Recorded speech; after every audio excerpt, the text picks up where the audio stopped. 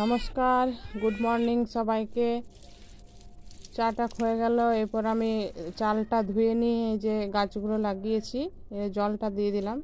এর ভালো হয়, ফুলগুলো ফুটে। গাছের চাল ধোয়ার পরে যে জলটা থাকে ওইটা দিয়ে দিলে তাহলে গাছগুলো ভালো হয়।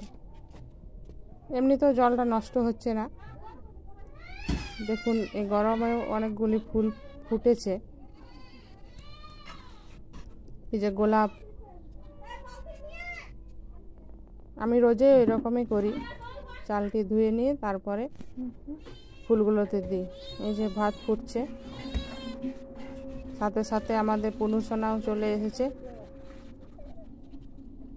বিস্কুট নিতে।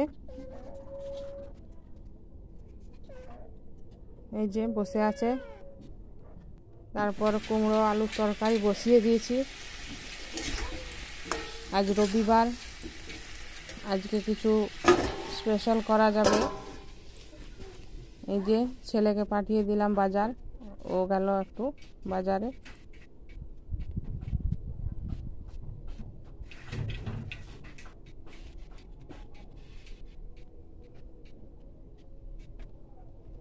এখনই চলে আসবে। এই যে আমাদের সামনে একটা মার্কেট আছে। খুবই রোদ উঠেছে, গরম আর যাচ্ছে না। এই যে ঘরের মানুষ ঘরে ফিরে এলেন, মাছ নিয়ে এলেন। ছেলেকে পাঠিয়েছিলাম, মাংস নিয়ে এসেছিল।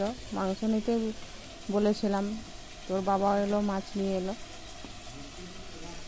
মাছটা ভেজে রেখে দেবো ভাবছি। মাংসর মশলা রেডি হচ্ছে। চলে এলাম স্নান টান সেরে। খাওয়ার সময় দুপুরে ভাত, কুমড়োর তরকারি, এই যে লাল লাল মাংসের ঝোল, মাছ ভাজা আর কুলের আচার।